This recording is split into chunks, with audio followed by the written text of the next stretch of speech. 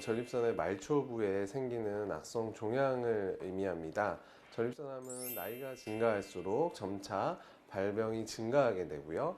50세 이후부터 급격히 증가하기 시작합니다. 전립선암 같은 경우에는 가족력 같은 중요한 원인들 그리고 서구화된 식생활 습관들이 문제가 돼서 점차 증가하는 양상을 알 수 있습니다.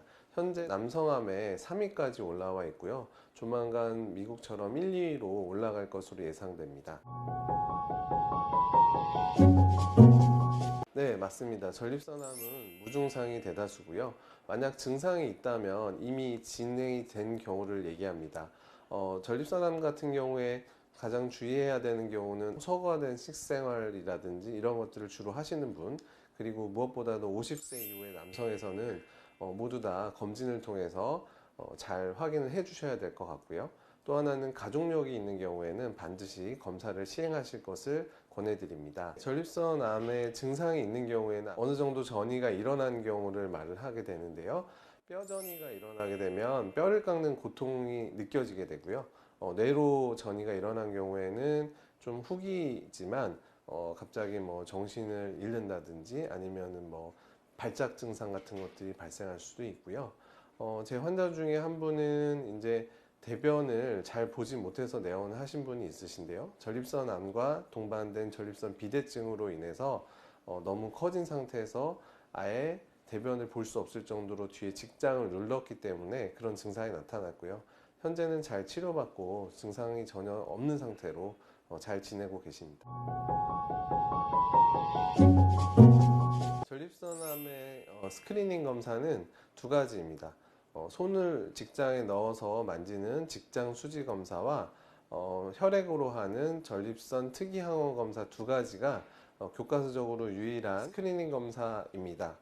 그러한 검사들을 통해서 전립선 암이 의심이 되는 경우에 한해서 우리가 경직장 초음파 유도 하에 전립선 생검을 진행한다든지 혹은 우리가 이제 회음부를 통해서 할 수도 있는데요.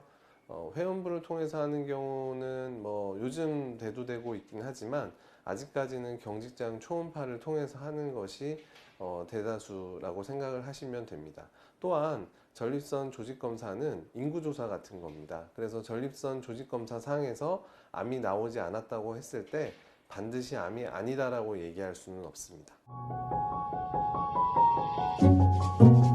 전립선 암으로 진단이 되면 일단 크게 국소 진행, 진행형 이렇게 세 가지로 나눌 수가 있고요. 국소와 국소 진행 같은 경우에는 수술적 치료가 가능합니다.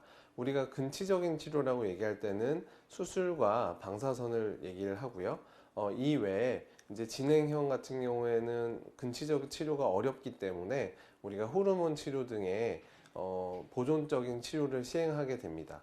호르몬 치료 같은 경우는 전립선암이 남성 호르몬을 먹이로 삼기 때문에 이에 보급로를 차단하는 것과 마찬가지로 우리가 남성 호르몬을 차단하는 요법을 사용하게 됩니다. 이러한 경우에 남성 호르몬을 차단을 해도 2에서 3년 정도가 지나게 되면 호르몬 불응성 암으로 변하게 되고 이런 경우에는 항암요법으로 넘어가게 됩니다.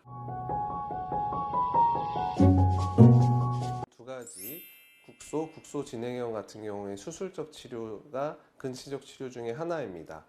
저처럼 수술을 하는 사람에 있어서는 사실 수술적인 요법을 더 우선적으로 생각할 수밖에 없습니다.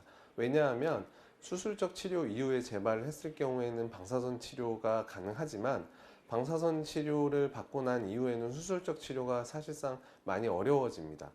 아주 불가한 건 아니지만 수술을 한 이후에 재발한 경우에 방사선 치료를 하는 것이 일반적입니다. 수술 방법 같은 경우에는 개복, 복강경, 로봇이 있습니다. 복강경 같은 경우는 이제 우리가 긴 막대를 배에 넣어서 수술을 하는 것과 마찬가지인데요.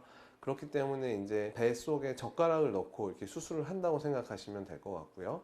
로봇 같은 경우에는 한 번 더 관절이 꺾이기 때문에 우리가 배 안에 손을 넣어서 수술하는 것과 마찬가지 효과를 낸다고 보시면 됩니다. 마찬가지로 두 가지 다 복강경 수술이지만 두 가지 수술이 관절 하나 꺾임으로 인해서 많은 차이를 나타낼 수가 있고요. 그러한 차이에 있어서는 우리가 봉합술에 있어서 많은 장점을 얻을 수가 있습니다. 또한 제가 하고 있는 수술 같은 경우에는 방광을 내리지 않고 전립선을 적출하는 수술을 진행을 하고 있는데요. 이전에 방광을 내려서도 해봤고 밑에 쪽에서 하다가 위를 내리는 텍사스 유니버시티에서 사용하던 방식도 해봤고 마지막으로는 이제 뒤쪽으로만 하는 방식을 해봤었는데요. 제 개인적으로는 뒤쪽에서 하는 방광을 내리지 않고 하는 방식을 가장 선호하고 있고 가장 좋은 예후를 보이는 것으로 생각을 하고 있습니다.